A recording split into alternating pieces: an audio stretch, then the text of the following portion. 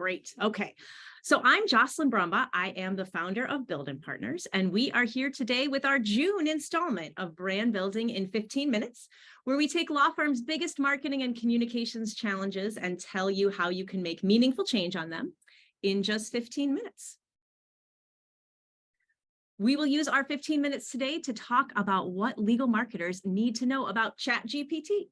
Will ChatGPT take your job? No. Can it make you better at your job? Yes. Can you use it wrong and have bad things happen? Also, yes. And might we go a minute or two over 15 minutes today? Yes. But first, so let's get cracking. But first, you know us, we are Builden Partners. We do marketing strategy for law firms and only law firms.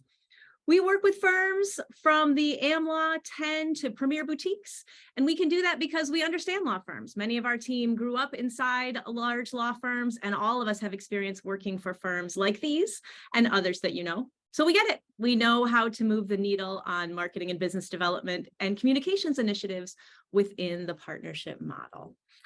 So before we get cracking on ChatGPT, I gotta give you a little bit of a disclaimer, and I will own it. ChatGPT wrote this disclaimer for me. It's word for word here, so I'm owning up to that. But this presentation is a moment in time for this tool. It changes for the better and for the not better. We'll get into that every day. So if you're watching this live, great. If you're watching the recap, this might be really old news. But we've got a lot to cover in these 15 minutes, so let's get to it. All right, so what is ChatGPT? You hear about it nonstop. So it's an artificial intelligence tool that is kind of like the chatbot you get when you want to return something through Amazon, but it uses regular people language and it can pull from information on the internet. So interestingly, GPT stands for Generative Pre-trained Transformer, which is not exactly regular person language, but you get the gist. Okay, so when I say that ChatGPT pulls information from the internet, it's important to know that this is not a web browser. It can't tell you the weather today. It can't tell you the score of the Cubs game. ChatGPT 3.5 pulls from a zip file of the internet that goes up through June of 2021. So everything on the internet from day one of the internet through 2 years ago. And that's going to change, right? It's going to become more current for sure. And it's guessing along the way what the next best word will be based on all the things it finds on the internet related to what you ask it. So it doesn't really think. It looks through all of its files and things that have been written on whatever you ask, and it decides what should come next. And sometimes it gets it wrong because the internet is sometimes wrong. But it is really great for law firm marketing copy. If you want to see how generic copy for your cybersecurity practice could read, or if you need to write a recommendation letter or a year-end letter thanking clients for their support, this is a great tool. And bottom line is, if you are a legal marketer, you should try it. And there is a free version, and there's also a paid version, and we'll touch on that in a few minutes. So the good, right? For what we do as legal marketers, it's good. The language is flowy, the sentence structure is varied, though it does like really long sentences and never met an adjective it doesn't like. So if you're not looking for something related to of the moment current events, it can give you a summary of trends in an industry, or research key events in a city, or give you ideas for activities for your summer associate class, or give you a checklist for running a client event. If something has been written before, it can give you a really good start. It's like having an executive assistant who knows the legal industry enough to give you a really good first draft. But you know, there's also some bad.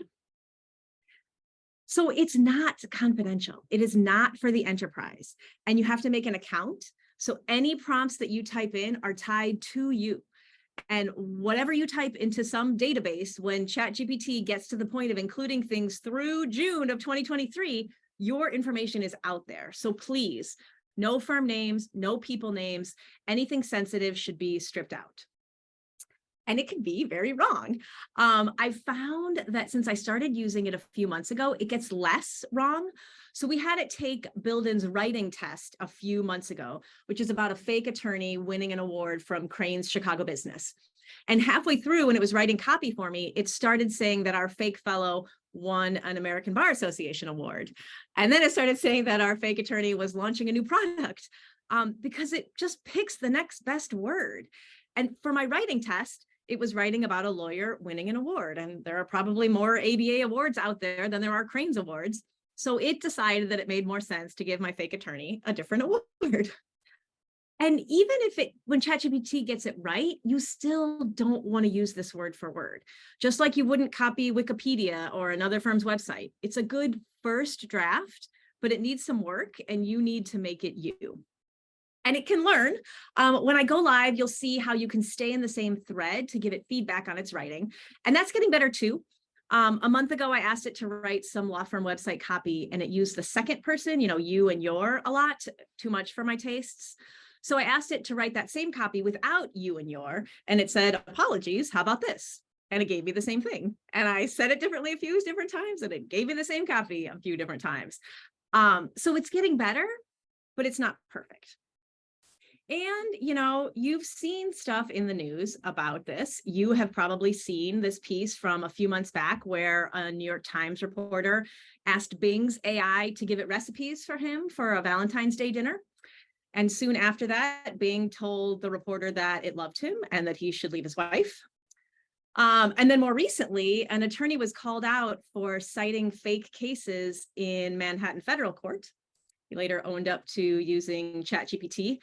So the citations were all bogus, and it's that next best word model, right? So ChatGPT pulled different elements from different citations to make new citations, which is not how this works. But in that lawyer's defense, he said he asked ChatGPT if these were real cases, and it said yes. One more thing, it does now have more opinions than it used to. So a few months ago, I asked it to convince my neighbor to not like a certain political candidate. And previously it said this, it said, I'm an AI tool, I don't give opinions. And I appreciate that. But this was, you could see from my prompt, I had to ask GPT what it used to say, because I tried this again. And I said, help me convince my neighbor not to like a certain political candidate. And the free version gave me a summary about finding common ground and sharing alternative perspectives and encouraging critical thinking. The paid version, ChatGPT 4, gave me very specific information on why someone should not like this particular political figure, bulleted them out for me, and gave me supporting points on climate change, immigration, COVID, and accountability and truthfulness. So I'm not loving where this is heading. But we're going to keep going because I know what you want to know, and that is, should I pay for ChatGPT? So here are the main differences.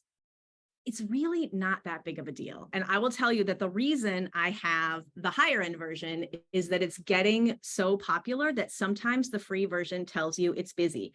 And I need it to not be busy in 2 minutes when I go live. So I'm out $20. But I've run some comparisons, and I do like ChatGPT 4 better. You'll see why in a second. And if you're doing complex task coding analysis, I'm certain that 4 is better. But for legal marketers, probably not. And version 4 is also interesting because there's a beta test for a plugin that does pull from the internet, right? So you can see where this is going. ChatGPT is not going to be a zip file of the internet forever. Soon it will be pulling things live. Okay, so I'm going to show you the difference between the two. Here is what happened when I asked it for some influential B2B hospitality publications. So ChatGPT 3.5, the free one, is on the left, and then the paid version, the $20 a month version, is on the right. Not a lot of difference here. I do like the bold, right? And so $20 is worth it for you for bold. It makes it a little bit easier to read. And this ChatGPT 4 pulls from content through September of 2021, so a few extra months worth of recency. So if that's important, great. What I think is interesting too, though, is this next one. So this next one, I asked it, I said, my firm is planning a partner retreat. Here's a couple, you can see my prompt up at the top. Here's a couple things we want to accomplish. What should we do? The free version, helpful, right? It gave a couple points of what you should accomplish on each of the days. But the paid version gives you a minute by minute agenda, right? Also with the bold that I like. So it depends on what you're looking for.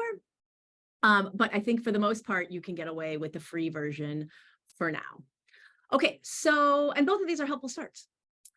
So one more thing before we jump and go live. So you should learn how to spot content written by ChatGPT.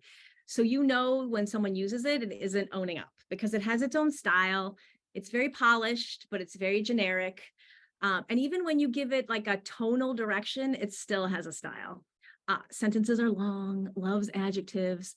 And you need to be careful to not plagiarize. It's a tool. You'd never pull anything directly over for Wikipedia, or you would never just pull the first word that the thesaurus is telling you to use, right? So you need to take steps to fact check and to make it your own. Okay, let's see if this works. We're going to try to go live.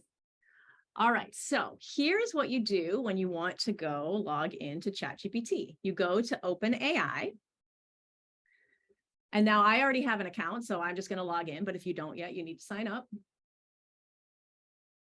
Here it is. And you can see here, I'm going to stay in 3.5 as long as it doesn't tell me it's too busy instead of going over to 4. But let's try asking it. Can you write? Put your prompt in down here at the bottom. Let's ask it to write social media copy promoting my law firm's ESG practice. So pretty fast, yes, it's all popping up here, giving you a bunch of emojis. It may or may not be what you're looking for here, but pretty good, pretty generic thing that took, I don't know, 5 seconds. It's a good first start here. So then let's ask it, we're going to stay in the same thread so we can have it learn a little bit. So why don't we ask it now, what are 3 social posts we could do on ESG in the next few months? And it gives us a couple of themes, right? One on educate and empower, one on success stories and case studies, and gives you some more emojis to pick from. There's a lot of exclamation points here, so we're going to try something really quick. We're going to see how it does if we ask it to make them shorter and remove exclamation points. See if it's going to learn or not. Oh, no, I still see exclamation points. Okay, so right, it's not perfect. This is what we're seeing for sure. And then here's another prompt we can give it. Hey, I really want you to be more focused on targeting corporate counsel. And so now it focuses a little bit more on helping to educate your legal team and the like. Okay, so that's one test. And you can see how we kept it in the chat. You're in the same chat. The chats will stay over here for your reference. Let's try another prompt. So this time we're going to start a new one. And we're going to say, hey, I'm an attorney at a litigation boutique. It's all big law expats. We like to focus our firm on value and client service. That's it, right? That was my prompt. I gave it very little information. This is a lot of copy. And so very well written, right? But very generic. What could it possibly know based on those 2 sentences that I just gave it? So a good start, but certainly not something that you're going to want to keep as is. So let me show you what happens when you try to change the tone. So I'm going to stay in the same chat and I'm going to add a prompt. Hey, can you make this shorter and more lighthearted? We have a unique culture and we support our attorneys' outside interests like music and magic and pickleball. All right. So here now it says, hey, we're not your typical stuffy law firm. We take our litigation work seriously, but we embrace the lighter side. So you can see it's still, the tone is kind of the same. It's just pulling in a couple of the details from the prompt I gave. All right, let's do one more. This time we're going to say, we're going to start a new chat and we're going to ask it to write some invitation copy for our law firm's holiday party. We're inviting clients to thank them for trusting us with their business. Again, fast, right? And so here it reminds you things like you need the date and the time. It's going to hopefully, yes, here we go. It'll ask you, give you information about RSVPing. You're going to have to fact check this. Are there festive surprises? I don't know. This is based just on what was the next best word for other content that was out there. So let's give it one more piece of information. We'll say, hey, well, the event's going to have a Willy Wonka theme. So tell us how we should change that. So look, now you're seeing whimsical and enchanting. There might be some puns. Here is going to transport you straight into the world of Willy Wonka. Talks about the chocolate factory. That's right. So if you need some puns, ChatGPT can do it for you. But it got better, right? Because I was giving it some more information along the way. And then if I wanted to start a new chat, I could do that over there. All right, so hopefully that gave you a little bit of an overview into ChatGPT for legal marketers. If you like a lot of marketing tips crammed into a very small space, then you can sign up for our newsletter at hello@Builden Partners, and we will see you next time. Thank you so much.